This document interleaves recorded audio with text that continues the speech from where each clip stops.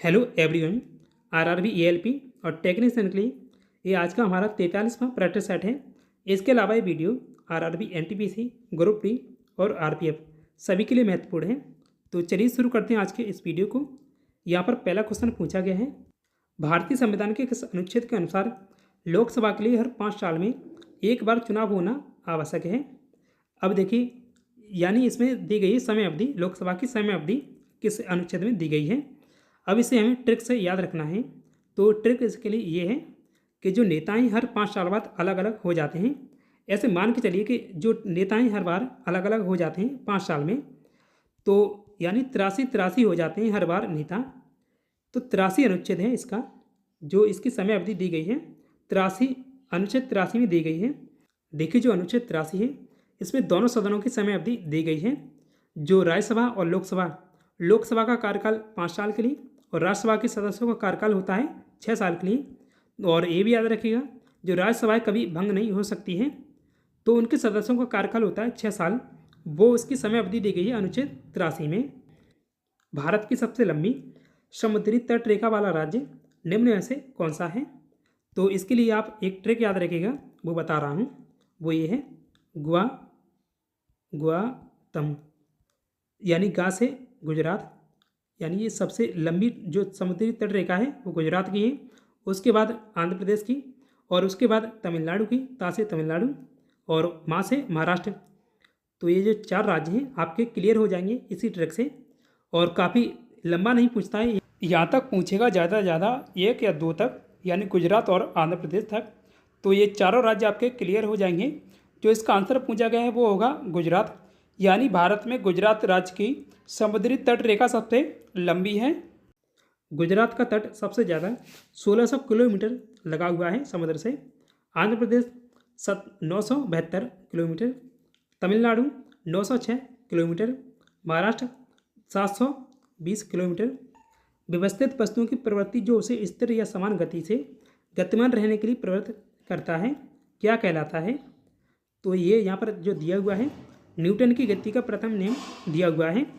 तो न्यूटन की गति का प्रथम नियम कहता है कि कोई वस्तु स्थिर है तो वह स्थिर रहेगी, और कोई वस्तु गतिमान है तो वह एक ही दिशा में सीधी रेखा में चलती रहेगी जब तक कि उस पर कोई बाह्य बल ना लगाया जाए। तो अगर यहाँ बल लगाना है, अब हमें इसे एक ट्रिक से याद रखना है। तो मान लीजिए यहाँ एक पेड़ है, तो पेड़ कैसे होते हैं, वो स्थिर होते हैं।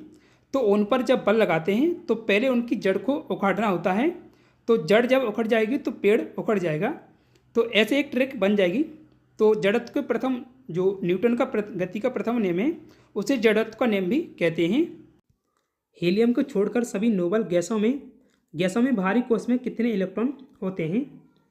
अब देखिए, जो हीलियम का परमाणु क्रमांक है वो 2 है। अगर किसी तत्व के परमाणु क्रमांक है वो 2 है, तो उसमें प्रोटॉनों की संख्या होगी 2 और इलेक्ट्रॉनों की संख्या भी होगी 2, क्योंकि जो प्रोटॉनों की संख्या होती है वो इलेक्ट्रॉनों के बराबर ही होती है।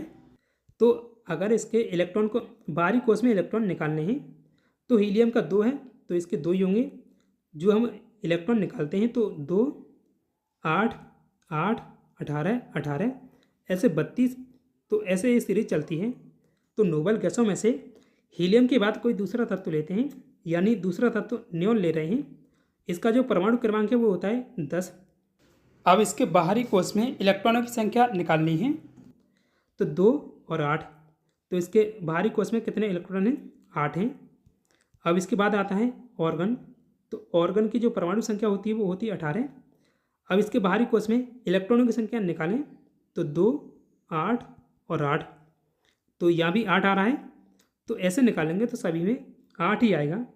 इसका जो आंसर होगा ऑप्शन नंबर बी सही होगा, 8। देखिए, नोबल गैस ये हैं, helium, neon, organ, krypton, xenon और रेडॉन। 2024 में 18वें लोकसभा चुनावों में कुल कितनी लोकसभा सीटों पर चुनाव आयोजित किए गए हैं। तो इसका आंसर है ऑप्शन नंबर बी, 543 सीटें अभी लोकसभा की।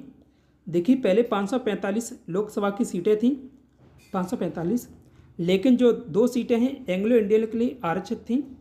तो जो 104वें संविधान संशोधन अधिनियम के द्वारा इनके आरक्षण को ख़त्म कर दिया गया है, तो इसलिए अब 543 सीटें बची हैं। निम्नलिखित में से किस भारतीय राज्य की समुद्री तट रेखा नहीं है? तो यहाँ देखिए केरल, केरल यहाँ पर है ये वाला, तो इसकी समुद्री तट रेखा है। उड़ीसा, इसकी भी समुद्री तट रेखा है।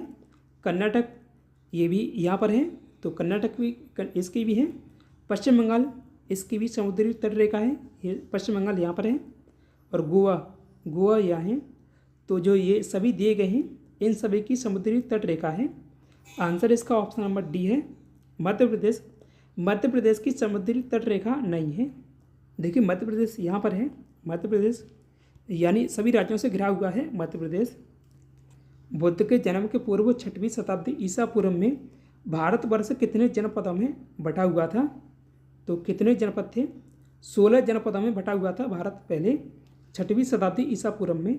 तो इसका आंसर होगा ऑप्शन नंबर बी, 16। ये 16 महाजनपद थे। भारत के समुद्री तट रेखा वाले राज्यों की कुल संख्या कितनी है? तो यहाँ पहले मैप से गिन लेते हैं कितनी है। गुजरात 1, ये समुद्र के तट पर है, इसकी समुद्री तट रेखा है, तो 1 गुजरात। महाराष्ट्र 2 और गोवा 3, कर्नाटक 4, केरल 5, तमिलनाडु 6, आंध्र प्रदेश 7, उड़ीसा 8 और पश्चिम बंगाल। तो कुल मिलाकर समुद्री तट रेखा से जो जिन राज्यों की सीमा लगती है वो भारत के 9 राज्य हैं। तो इसका आंसर कौन सा होगा? आंसर इसका ऑप्शन नंबर बी होगा। 9 भारतीय राज्य हैं जिनकी समुद्री तट रेखा लगती है समुद्र से। किस दिन या किस वर्ष आंध्र प्रदेश से अलग होकर तेलंगाना नया राज्य बना था? अब देखिए यहाँ कुछ नया होगा, कहीं भी कुछ नया होगा तो लोग नाचते हैं। तो 4 से याद रखिएगा, 2014 में अलग हुआ था। 2 जून 2014 को अलग हुआ था आंध्र प्रदेश से तेलंगाना। तो तेलंगाना नया राज्य कब बना था? 2014 में। आंध्र प्रदेश की सीमा निम्नलिखित में से किस राज्य से नहीं लगती है? तो यहाँ पर छत्तीसगढ़ ऑप्शन में है, तो आंध्र प्रदेश यहाँ पर है, छत्तीसगढ़ ये है, तो छत्तीसगढ़ से इसकी सीमा लगती है। कर्नाटक, इसकी भी सीमा लगती है आंध्र प्रदेश से, कर्नाटक की। और यहाँ उड़ीसा है, उड़ीसा ये है। तो इन तीनों राज्यों की सीमा लगती है उड़ीसा आंध्र प्रदेश से। और महाराष्ट्र यहाँ पर है, तो महाराष्ट्र की सीमा आंध्र प्रदेश से कहीं नहीं लग रही है। इसका आंसर ऑप्शन नंबर डी है, महाराष्ट्र। और आंध्र प्रदेश की सीमा उड़ीसा 1, छत्तीसगढ़ 2, तेलंगाना 3 और कर्नाटक 4 और यहाँ तमिलनाडु 5, यानी 5 राज्यों से सीमा लगती है आंध्र प्रदेश की। ये भी पूछा जाता है आंध्र प्रदेश की सीमा किस भारतीय राज्य से लगती है? तो तमिलनाडु से लगती है, तेलंगाना से लगती है। देखिए मध्य प्रदेश यहाँ पर है और आंध्र प्रदेश यहाँ है, तो मध्य प्रदेश से नहीं लगती है, मध्य प्रदेश यहाँ पर है। तो इसका आंसर होगा ऑप्शन नंबर डी, ए और बी दोनों, यानी तमिलनाडु और तेलंगाना दोनों राज्यों से सीमा लगती है आंध्र प्रदेश की। 16 वैदिक महाजनपदों की जानकारी हमें बौद्ध ग्रंथ से मिलती है, यानी किस बौद्ध ग्रंथ से मिलती है इसकी जानकारी? तो ऐसे याद रखिएगा कि वैदिक काल में भारत के 16 अंग थे। याद रखने के लिए ऐसे याद रखिएगा। तो 16 अंग यानी अंगुत्तर निकाय में इसकी जानकारी मिलती है। अंग से याद रखिएगा, अंगुत्तर निकाय। तो इसका आंसर है ऑप्शन नंबर सी, अंगुत्तर निकाय, यानी भारत के तब 16 अंग थे। अंगुत्तर निकाय बौद्ध धर्म ग्रंथ त्रिपिटक का हिस्सा है। 2024 में भारत की तरफ से ऑस्कर के लिए निम्न में से कौन सी फिल्म भेजी गई थी? ये फिल्म 2018 है। 2018 एवरीवन इज ए हीरो। लेकिन जो अब बात करें इसे ट्रिक से कैसे याद रखें, देखिए ये जो मूवी है 2018 केरल की बाढ़ पर आधारित है। जो 2018 में केरल में बाढ़ आई थी उस पर आधारित है। तो यानी ऐसे समझिए, जब बाढ़ आई थी तब प्रत्येक नागरिक यानी एवरी पर्सन, तो एवरी पर्सन से याद रखिएगा, एवरी पर्सन एक दूसरे का साथ दे रहे थे। तो एवरी वन और एवरी पर्सन ऐसे याद रखिएगा। तो इसका आंसर ऑप्शन नंबर सी होगा, 2018 every is a hero, every one is a hero. और 2018 every one is a hero इस फिल्म के निर्देशक या डायरेक्टर हैं जूड एंथनी जोसेफ।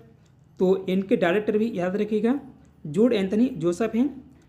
मतदान से कितने घंटे पहले चुनाव प्रचार बंद हो जाना चाहिए? अब ऐसे समझिए, चुनाव आयोग आपको 48 घंटे की मोहलत देता है। 48 घंटे से, यानी ऐसे कहा जाता है कि आपको 48 घंटे की मोहलत दी जा रही है। तो 48 घंटे पहले प्रचार बंद हो जाना चाहिए। तो इसका आंसर ऑप्शन नंबर सी है, 48 घंटे। 18वीं लोकसभा के लिए चुनाव कुल कितने चरणों में आयोजित किए गए हैं? तो कितने चरणों में आयोजित किया गया था? 7 चरणों में ये चुनाव आयोजित किया गया था। आंसर इसका ऑप्शन नंबर सी है, 7 चरण। और ये भी याद रखिएगा, ये कौन सी लोकसभा के चुनाव थे? 18वीं लोकसभा के चुनाव थे इस बार 2024 में। भारत में लोकसभा के सभी 543 सदस्यों को चुनाव कराने के लिए 19 अप्रैल से 1 जून 2024 तक 7 चरणों में आम चुनाव आयोजित किए गए हैं। 18वीं लोकसभा के गठन के लिए 4 जून को मतों की गिनती की गई। तो 4 जून को जो वोटिंग खुली है, यानी वोट खुले हैं, और इसका परिणाम घोषित किया गया। लोकसभा में बहुमत के लिए कितनी सीटें जरूरी हैं? कुल मिलाकर लोकसभा में अभी 543 सीटें हैं। तो बहुमत के लिए 272 सीटें होना जरूरी है। इसका आंसर ऑप्शन नंबर सी है, 272। 96वें ऑस्कर अवार्ड 2024 में बेस्ट एक्टर का अवार्ड किसे मिला है? तो इसके लिए आप एक ट्रिक याद रखिएगा कि जीतने वाले को मिलती है बर्फी। तो इनका नाम है मर्फी, किलियन मर्फी। तो इस बार इन्होंने अवार्ड जीता है, किलियन मर्फी ने। तो जीतने वाले को मिलती है बर्फी। तो मर्फी और बर्फी, तो इसे ऐसे याद रखिएगा, बर्फी मिली है जीतने वाले को, यानी किलियन मर्फी को 2024 में बेस्ट एक्टर का अवार्ड मिला है। और ये संस्करण कौन सा था ऑस्कर का? 96वां। 2024 के ऑस्कर में बेस्ट एक्ट्रेस का अवार्ड किसे मिला है? ये अवार्ड मिला है एमा स्टोन को। अब यहाँ पर स्टोन को पकड़िए याद रखने के लिए। तो स्टोन यानी पत्थर होता है मजबूत। अब एमा स्टोन ने काफ़ी मजबूती के साथ काम किया है। जो बेस्ट एक्ट्रेस का अवार्ड इन्हें मिला है ऑस्कर में, तो एक मजबूत महिला है, यानी इस क्षेत्र में जो एक्ट्रेस हैं उस क्षेत्र में मजबूत महिला हैं, इसलिए एमा स्टोन को ऑस्कर में अवार्ड मिला है। तो स्टोन से एमा स्टोन को याद रखिएगा। 96वें ऑस्कर अवार्ड 2024 में बेस्ट फिल्म का पुरस्कार किसे मिला है? अब देखिए, पहले कोई मूवी ओपन होती है तो हम उसे देखते हैं, अगर अच्छा प्रदर्शन है तो उसे हम प्रतिक्रिया देते हैं, अगर वो अच्छी है तो उसे अवार्ड मिलता है। तो ओपनहाइमर, अगर पहले फिल्म जो मूवी है ओपन होती है तो ओपन से याद रखिएगा, ओपनहाइमर को 2024 का बेस्ट फिल्म का पुरस्कार मिला है ऑस्कर में। 11 मार्च 2024 को लॉस एंजल्स अमेरिका में डाल्बी थिएटर में 96वें ऑस्कर अवार्ड का आयोजन किया गया था। इसमें ओपनहाइमर ने बेस्ट फिल्म समेत कुल 7 अवार्ड अपने नाम किए हैं, यानी अलग अलग कैटेगरी में इसे अवार्ड मिले हैं। ओपनहाइमर को बेस्ट फिल्म का अवार्ड तो मिला ही है, उसके साथ 7 अवार्ड मिले हैं कुल मिलाकर। और अब बात करें ऑस्कर के 2024 के अन्य विजेताओं के बारे में। मैंने सभी महत्वपूर्ण यहाँ पर लिए हुए हैं, जो भी यहाँ से पूछे जाते हैं या पूछे जा सकते हैं ऑस्कर से संबंधित 2024 के। तो बेस्ट फिल्म का अवार्ड मिला है ओपनहाइमर को, बेस्ट एक्टर का किलियन मर्फी को ओपनहाइमर मूवी के लिए, और बेस्ट एक्ट्रेस का अवार्ड मिला है एमा स्टोन को पुअर थिंग्स मूवी के लिए। तो एमा स्टोन को ऐसे याद रखिएगा, स्ट्रॉन्ग या स्टोन से। और बेस्ट डायरेक्टर का अवार्ड मिला है क्रिस्टोफर नोलन को ओपनहाइमर मूवी के लिए। बेस्ट सपोर्टिंग एक्ट्रेस का अवार्ड मिला है एक्टर का अवार्ड रॉबर्ट डाउनी जूनियर को ओपनहाइमर मूवी के लिए। बेस्ट सपोर्टिंग एक्ट्रेस का अवार्ड मिला है Da'Vine Joy Randolph the holdovers movie के लिए। सर्वश्रेष्ठ एनिमेटेड फीचर फिल्म का अवार्ड मिला है the boy and the heron. Best documentary feature film का अवार्ड मिला है 20 डेज इन मारियूपोल, ये रूस और यूक्रेन युद्ध पर आधारित फिल्म है। बेस्ट डॉक्यूमेंट्री शॉर्ट फिल्म का award the last repair shop को। Best international feature film the zone of interest को। Best film editing, best cinematography, best original score, ये अवार्ड मिला है ओपनहाइमर मूवी को। बेस्ट ओरिजिनल सॉन्ग का award what was I made for, ये बारहवीं film का गाना है। सर्वश्रेष्ठ फिल्म संपादक का अवार्ड जेनिफर लेम को ओपनहाइमर मूवी के लिए। सर्वश्रेष्ठ मौलिक पटकथा जस्टिन ट्रूथ और आर्थर हरारी को। एनाटॉमी ऑफ ए फॉल के लिए हाइड्रोजन की खोज 1766 में किसने की थी? अब हाइड्रोजन में एच आ रहा है या हिंदी में हाँ, और हेनरी यहाँ भी हाँ है, तो हेनरी और हाइड्रोजन दोनों मिल रहे हैं, यानी हाँ हाँ पहले मिल रहा है। तो हाइड्रोजन की खोज हेनरी कैवेंडिश ने की थी। एक ही फ्लो में याद रखिएगा, hydrogen Henry Cavendish, hydrogen Henry Cavendish. तो ऐसे याद रखिएगा, हो जाएगा याद। तो 1766 में हेनरी कैवेंडिश के द्वारा हाइड्रोजन की खोज की गई थी। आंसर इसका ऑप्शन नंबर डी है, हेनरी कैवेंडिश। और इसके लिए दूसरा ट्रिक ये है कि हेनरी ने हाइड्रोजन से कैंडल जलाया। आवर्तसारणी का एकमात्र तत्व कौन सा है जिसके नाभिक में न्यूट्रॉन नहीं पाया जाता है? तो एकमात्र तत्व वो है हाइड्रोजन है।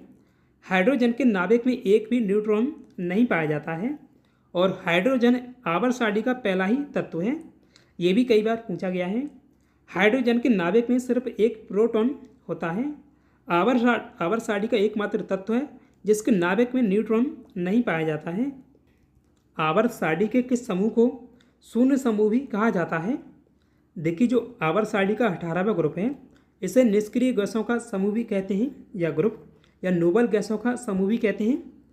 तो ये 18वें समूह में सभी निष्क्रिय गैस पाई जाती हैं, यानी अक्रिय गैस। तो ये ऑप्शन नंबर बी सही होगा। 18वें ग्रुप में 18वें ग्रुप को शून्य समूह कहते हैं। अक्रिय या निष्क्रिय गैसों की संख्या कितनी है? तो निष्क्रिय गैसों की संख्या 6 है। आंसर इसका ऑप्शन नंबर बी है, 6। अब 6 कौन कौन सी हैं? Helium, neon, argon, krypton, xenon और रेडॉन। तो ये 6 अक्रिय गैस हैं इसमें 18वें ग्रुप में। विश्व दुग्ध उत्पादन दिवस कब मनाया जाता है? तो इसके लिए एक ट्रिक है। विश्व एक साथ दूध पीता है 1 जून को, तो 1 जून और एक साथ, तो एक साथ दूध पीता है विश्व 1 जून को, ऐसे याद रखो। इसका आंसर होगा ऑप्शन नंबर सी, 1 जून को। ये दिवस हर साल 1 जून को मनाया जाता है। इस दिवस को मनाने की शुरुआत 2001 में संयुक्त राष्ट्र के खाद्य एवं कृषि संगठन ने की थी। इसका उद्देश्य दूध और डेयरी उद्योगों के महत्व को जागरूक करना और दुनिया भर में दूध के लाभों के बारे में लोगों को जानकारी प्रदान करना है। फॉर्मिक अम्ल को किस नाम से भी जाना जाता है? यानी फॉर्मिक अम्ल को किस दूसरे नाम से जाना जाता है? अब जो इसके लिए एक ट्रिक है वो मैंने बनाई है, वो ऐसे है। जैसे हम कहीं परीक्षा में जा रहे हैं या पेपर पहले भरा है हमने वो फॉर्म, तो उसके लिए कहते हैं अगर उसमें मैथ है तो उसे हम फोड़ देंगे। मैथ यानी मैथोनिक अम्ल, तो इसका दूसरा नाम है मैथोनिक अम्ल। फॉर्मिक अगर मैथ है तो फोड़ देंगे, ऐसे याद रखिएगा। फॉर्मिक अम्ल का दूसरा नाम है मैथोनिक अम्ल। फॉर्मिक अम्ल सामान्यतः किसमें पाया जाता है? तो अब ऐसे याद रखिएगा, जो चींटी है हमें जब काटती है तो हम फड़फड़ा जाते हैं, तो चींटी के डंक में होता है फॉर्मिक अम्ल, यानी चींटी जब हमें काटती है तो हम फड़फड़ा जाते हैं। मैथोनिक अम्ल, जो फॉर्मिक अम्ल का दूसरा नाम है मैथोनिक अम्ल। मैथोनिक अम्ल रासायनिक संश्लेषण में एक महत्वपूर्ण मध्यवर्ती है और प्रकृति विशेष रूप से कुछ चींटी के डंक में पाया जा सकता है। यह एक एंटी इंजेक्शन अम्ल है जो जलन उत्पन्न कर सकता है।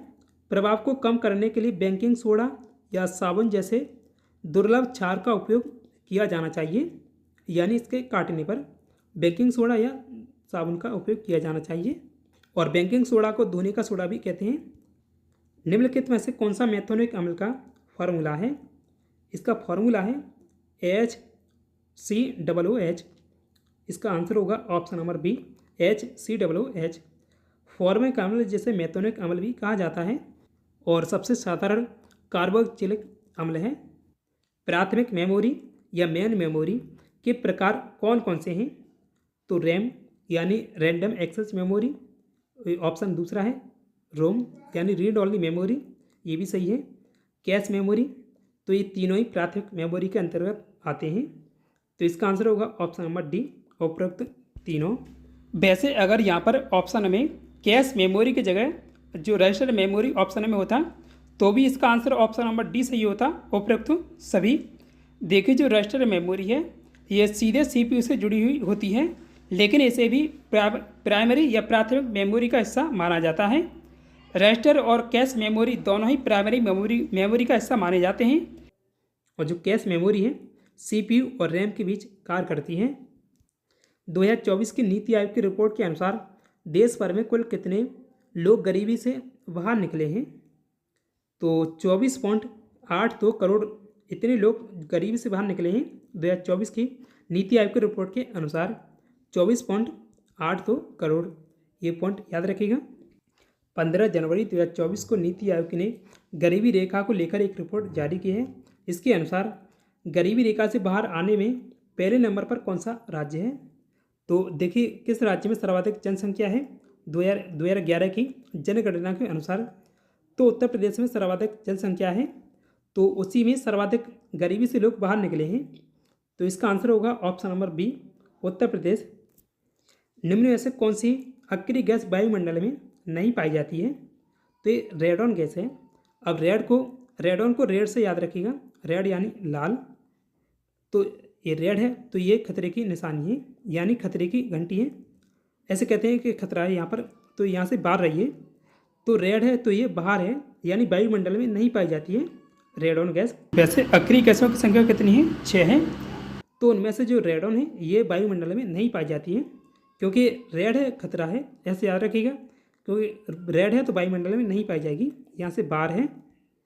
रेडॉन को छोड़कर अन्य सभी अक्रिय गैसें वायुमंडल में पाई जाती हैं। रेडॉन की पीरियोडिक टेबल में स्थिति यहाँ पर है।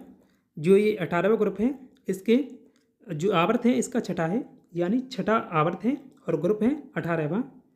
और इसकी परमाणु संख्या है 86, या 86 यहाँ लिख रहा हूँ। तो 86 परमाणु संख्या है रेडॉन की, और इसका प्रतीक चिन्ह है Rn। निम्नलिखित में से किस अधिनियम को भारतीय संविधान के पूर्वगामी के रूप में माना जाता है? ये 1935 का अधिनियम है, भारत सरकार का अधिनियम 1935। इसका जो आंसर है ऑप्शन नंबर बी होगा। विद्युत क्षेत्र को, यह खाली स्थान है, के रूप में भी परिभाषित किया जा सकता है। अब देखिए विद्युत क्षेत्र का जो फॉर्मूला होता है वो ये है, E बराबर F/Q। तो E यहाँ पर विद्युत क्षेत्र है, F बल है और Q आवेश है। तो यहाँ बल बट्टे आवेश कहाँ दिख रहा है ऑप्शन में? बल प्रति इकाई आवेश, यानी बल बट्टे आवेश। तो जो ऑप्शन बी सही है ये सही होगा, बल प्रति इकाई आवेश। विद्युत क्षेत्र या इलेक्ट्रिक फील्ड यह एक भौतिक क्षेत्र है जो किसी विद्युत आवेश कण या वस्तु के चारों ओर उत्पन्न होता है। इस क्षेत्र में अन्य विद्युत आवेश कणों पर बल कार्य करता है। कॉलम ए और कॉलम बी को सम्मिलित कीजिए, यानी कॉलम पहले जो ए है उसमें आवर्त सारणी के ब्लॉक दिए गए हैं, और कॉलम बी इसमें आवर्त सारणी के तत्व दिए गए हैं, तो इन्हें मिलाना है। अब जो एस ब्लॉक में Na यानी सोडियम, ये एस ब्लॉक में सोडियम है, ये सही है। पी ब्लॉक में एल्यूमिनियम है, ये भी सही है। और डी ब्लॉक में कॉपर है, ये भी सही है। देखिए पी ब्लॉक ये वाला है पी ब्लॉक, और एस ब्लॉक ये है, पहला वाला एस ब्लॉक है। और जो बीच में है ये डी ब्लॉक है, और नीचे एफ ब्लॉक है। और एफ ब्लॉक में लेंथिनम, तो एफ ब्लॉक में लेंथिनम है, ये भी सही है। तो इसका जो आंसर होगा ऑप्शन नंबर ई सही होगा, उपरोक्त सभी। अब देखिए पीरियोडिक टेबल में इन सभी की स्थिति की बात करें तो कौन कौन सा दिया हुआ था? ये दिया हुआ था पहले सोडियम, देखिए यहाँ है, ये एस ब्लॉक है और ये डी ब्लॉक है। तो डी ब्लॉक में कॉपर है, ये यहाँ पर है। और पी ब्लॉक में दिया हुआ था एल्यूमिनियम, तो ये एल्यूमिनियम यहाँ है। और एफ ब्लॉक में लेंथिनम, तो एफ ब्लॉक ये है, लेंथिनम ये है। और इसका परमाणु क्रमांक 57 है। पूरे भारत में कुल कितने प्रशासनिक केंद्रीय न्यायाधिकरण खंडपीठ मौजूद हैं? अब यह खंडपीठ से याद रखिएगा। अब ऐसी संख्या लीजिए जिसके खंड ना हो, क्योंकि जो खंडपीठ पूछा गया है तो वो यही संख्या जो आएगी उतनी खंडपीठ हैं जिसके खंड ना होंगे। तो एक अभाज्य संख्या 19 है, यानी प्राइम संख्या 19 है। तो प्राइम संख्या और भी हैं, लेकिन हमें याद रखने के लिए ऐसे याद रखिएगा, खंडपीठ यानी जिसके खंड ना हो वो 19 संख्या है। तो जो इसका आंसर है वो ऑप्शन नंबर पी सही है, 19। अगर कहीं मिलता है, जैसे 19 ही मिला आपको, अगर और संख्या ऐसी मिली कि जिसके खंड हो रहे हैं, तो आसानी से आप लगा सकेंगे कि जिसके खंड नहीं हो रहे हैं। अभाज्य संख्या 19 है। तो मैं अपनी तरफ से ये ट्रिक आपको बता रहा हूँ। केंद्रीय प्रशासनिक न्यायाधिकरण की स्थापना 1985 में हुई थी, जिसका मुख्य उद्देश्य केंद्र सरकार के कर्मचारियों से संबंधित सेवाओं के मामले का निपटारा करना है। आंग्ल नेपाल युद्ध के समय गवर्नर जनरल कौन था? अब इसे ट्रिक से ऐसे याद रखिएगा कि जो आंग्ल है नेपाल के सामने ऐसे, तो जो इसके समय गवर्नर था यानी ऐसे, तो लॉर्ड हेस्टिंग था गवर्नर जनरल। इसका आंसर है ऑप्शन नंबर सी है, हेस्टिंग। लॉर्ड हेस्टिंग का कार्यकाल 1813 से 1823 तक भारत के गवर्नर जनरल के रूप में उसने कार्य किया था। और आंग्ल नेपाल युद्ध या इसे गोरखा युद्ध भी कहते हैं, तो ये हुआ था 1814 से 1816 के बीच में। केंद्रीय प्रशासनिक न्यायाधिकरण यानी सेंट्रल एडमिनिस्ट्रेटिव ट्रिब्यूनल यानी CAT की स्थापना संविधान के किस अनुच्छेद के तहत की गई है? तो जो इसका आंसर है ऑप्शन नंबर डी सही है, 323A के तहत। भारत के केंद्रीय प्रशासनिक न्यायाधिकरण की स्थापना किस वर्ष हुई थी? इसकी स्थापना हुई है 1985 में। ब्रह्मांड में सबसे प्रचुर मात्रा में पाए जाने वाला रासायनिक पदार्थ निम्न में से कौन सा है? तो इसके लिए आप ट्रिक याद रखिएगा। हार्ड यानी कठिनाई अधिक होती है। हार्ड यानी कठिन, तो कठिनाई अधिक होंगी, तो हार्ड यानी हाइड्रोजन ऐसे याद रखो। हार्ड यानी कठिनाई अधिक है और हाइड्रोजन अधिक है ब्रह्मांड में। हाइड्रोजन ब्रह्मांड के लगभग 75% द्रव्यमान को बनाता है। निम्न में से कौन सा सबसे हल्का तत्व है? तो ये तत्व हाइड्रोजन है। इसका जो आंसर है ऑप्शन नंबर ए है, हाइड्रोजन। हाइड्रोजन सबसे हल्का और सबसे सरल तत्व है। तो आज के लिए इतना ही। पिछले जो क्वेश्चन में पूछा था आपसे, चमेली देवी जैन पुरस्कार किस क्षेत्र में दिया जाता है? ये महिला पत्रकारिताओं को ये पुरस्कार दिया जाता है। तो आंसर इसका ऑप्शन नंबर बी सही होगा, पत्रकारिता। आज के लिए आपका टेस्ट क्वेश्चन है, विश्व पर्यावरण दिवस कब मनाया जाता है?